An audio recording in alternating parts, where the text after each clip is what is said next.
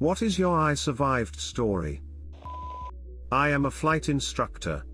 The first 500 hours of flight is called the killing zone. However, many flight instructors are hired right out of flight school, 190 hours to 250 hours depending on the path. I had maybe 200 hours at the time. I flew into a small dark cloud that was obviously a thunderstorm. Completely dumb thing to do. Within seconds, ice built up on my wings and propeller. Next thing I knew, I was falling out of the sky. Wings with ice on them no longer fly, nor did my propeller offer any power. My attitude indicator had tumbled, I had no idea of attitude, and my turn coordinator was beyond standard rate turn. Altimeter was circling fast, like 500 feet per second. We broke out of the clouds maybe 500 feet above the ground, nose down, and I was able to recover within 100 feet of crashing into the ground. I was training Chinese students at the time, and after that, they were scared of any weather. When I was 6, my mom, brother, neighbor, and her son all took a trip to the beach. On our way back, we were driving on the highway at about 75 miles per hour. I was in the car with my neighbor and her son. My mom was in the car behind her with my brother and his friend. Side note, my mom and my neighbor were having an affair. My mom had filed for divorce 6 months prior to this event. My neighbor turns around to ask us what kind of ice cream we wanted at the next stop. Two 16-year-olds were driving drunk on the opposite side of the highway. They came flying across the median and hit our car head-on, going over 100 miles per hour. Our SUV flipped over and over and over again. It was a crunched-up mess by the time it came to a stop. My mom watched the whole thing. Both of the boys who hit us were killed on impact. My neighbor died. My neighbor's son had a fractured skull, broken ribs, broken arms, both broken legs. He had to use a wheelchair and had pins in his legs for over a year. Apparently, my mom pulled over and pulled me out of the car. I was knocked out, and had blood all over me. She thought I was dead. Then I woke up and started crying hysterically. I was fine. I wore my seatbelt because I wanted them to think I was responsible. Since I was so small, and wore my seatbelt, all that happened to me was a fracture in my skull, by my eye. On August 4th 20 years had passed since the crash. My mom texted me and said that today marks 20 years, since I was given back to her. I was swimming and got caught in an underwater cave/tunnel, had no clue where I was in relation to the entrance or exit, zero visibility, and no way I was getting out. My body luckily saw me struggling and somehow dragged me out just in time, 5 years ago, and I still get heart palpitations when I think about it. My nephew fell in a really deep river and I jumped in after him without thinking. I'm a good swimmer, but I am also partially blind and was in heavy clothing, not a bathing suit. So, there were a lot of problems navigating and sinking. I managed to get out with him though. His dumb bitch of a mother didn't even care when my mom told her what had happened, just continued playing on her phone and said, "Oh, thanks." My brother put a towel around me and the kiddo and drove to my house to fetch me a change of clothes and the kiddo some clothes from his car though, so that was appreciated. Was out hiking in my woods. Saw a dead tree that looked rotten and ready to fall across the trail. So I gave it a shove so that it would fall away from the trail. It started falling, the trunk shattered on the side, and it was suddenly falling sideways. Hit another tree, bounced directly back at me. Had just enough time to take a single step to the side as several 100 pounds of tree slammed into the ground right next to me, enough that I felt the ground shake. Would have squished me like a grape had it hit. Just over 5 years ago, I suffered what I later learned was a dissected aortic aneurysm. I woke up at 5 a.m. on a Saturday and my weekend off no less, with what felt like heartburn, and even though I was annoyed, I went back to sleep, only to wake up another hour later still feeling the burning sensation in my chest. I got up and went to sit on the couch, hoping that sitting up would help it to go away. While I was sitting up, I started to feel weak and began to get lightheaded, so I decided that it was probably more than just heartburn, so I got ready and began to drive myself to the hospital, which was about 30 minutes away. Halfway there, I became too weak to drive, so I pulled over and called 911.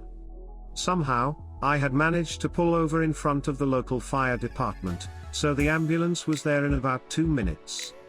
As they were checking me over, the driver asked if there was anyone I should call. I told him to call my mother. I arrived at the hospital about 7:15 in the morning. The next few hours are a blur as I was in and out of consciousness. It felt like less than 20 minutes that I was there, but I later learned that it was afternoon before a diagnosis was made. The last thing I remember was the sound of the helicopter starting up as I was loaded in to be taken to the closest major heart trauma surgery center. I would actually find out later that no one had gotten a hold of my parents, and it was in fact the pilot that called my mom. He asked her how long it would take her to arrive, and when she said 3 hours, he just told her, "Oh, yeah, she still doesn't let me forget that." So, the next thing I know, I wake up in a hospital room. No big deal, that is where I was going, so I expected that. I remember wondering what day it was. I went in on Saturday, and I knew that some time had passed, so I wasn't sure if it was Monday or Tuesday. I was trying to plan in my head when I could go back to work. I also noticed there was a birthday cake drawn on a marker board in the room, and I remember thinking that the person who had the room before me must have had a birthday. My mom came into the room shortly after I woke up, and began explaining to me exactly what was going on. Turns out I had almost died, and had spent the last 6 weeks in a coma. My family was told that there was a less than 5% chance that I would survive, though the surgeon would later tell me that it is closer to a 2% chance. I also found out that I had gotten very lucky with when this happened. The surgeon who saved me was a 30-plus year veteran of cardiac surgery, and the chief cardiac surgeon of the hospital I was sent to. He just so happened to be the one working that particular weekend. He also told me that I had the worst dissection he had seen in his career. Oh, and that birthday cake, I had woken up on my 32nd birthday. So, yeah, happy birthday to me, I guess. I fell sick for about a week. Couldn't eat or drink anything without it coming back up. Unbearable cramps to the point I couldn't walk. My mom thought it was menstrual things until one night I was vomiting acid and things just stopped. Like everything stopped hurting and I felt this ease come over me. My mom comes in and immediately panics. I guess I was white, and my eyes were lifeless, but I felt so at peace. We rushed to the hospital. They took 9 hours to see me. At this point nurses and doctors kept trying to keep me awake, but I just wanted to sleep. They ended putting me under and next thing you know I'm awake. And I woke up screaming. They said it was impossible for me to have made it as far as I did. This was 11 years ago. It was my appendix. It had ruptured the final night when things felt peaceful. And I was experiencing sepsis at that point. I broke my neck while swimming alone.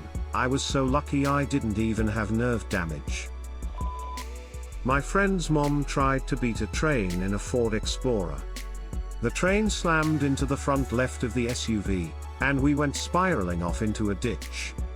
All I could smell was gasoline, and I knew our time was short. I opened the center console, grabbed the seatbelt cutter, and cut us all free. I used the blunt end of the cutter to break the glass, no percussion point, and crawled out, followed by everyone else. Since engine block took most of the damage, we were all pretty much fine. Turns out the reason I smelled gas is because of a big ass rock punctured the gas tank. So yeah, came pretty close to dying, and never rode with her mom driving ever again. Could have been much worse. This happened to me and my wife 2 weeks ago. We're on my motorcycle, wearing helmets, stopped with our signal on and displaying hand signals to turn left into our neighborhood. We had sat there for about 10 seconds when an SUV, driver texting, plowed through us at 55 miles per hour. Spent a week in the hospital and another week in rehab. I'm tied to a walker and the wife is wheelchair bound and will be for some time. It's amazing to consider how we survived. Very thankful to be here. We're finally home and it's going to be a long road. Luckily I work from home. Slipped and fell backwards while on a hiking trail and slid 30 odd feet to hit a large boulder at the bottom of the trail. Other side of the boulder. A few 100-foot drop. December, 1979, Cincinnati, Ohio, The Who concert. Myself and my friends were in the front waiting for the doors to open. In the background you could hear music playing, the crowd behind us started to rush to the door, I was literally picked up off of my feet. I'm in the air about 3 feet off the ground wedged between two bigger guys when my left leg got caught on the handrails, threading me apart. I yelled once the pain became too much and the guy behind me lifted my leg over, freeing me. Once inside the arena we settled down and smoked a joint. Then, when I went to relieve myself is when I saw the bodies covered up in sheets. Very thankful I was in front and not the middle. That concert is the reason we now have reserved seating versus festival seating.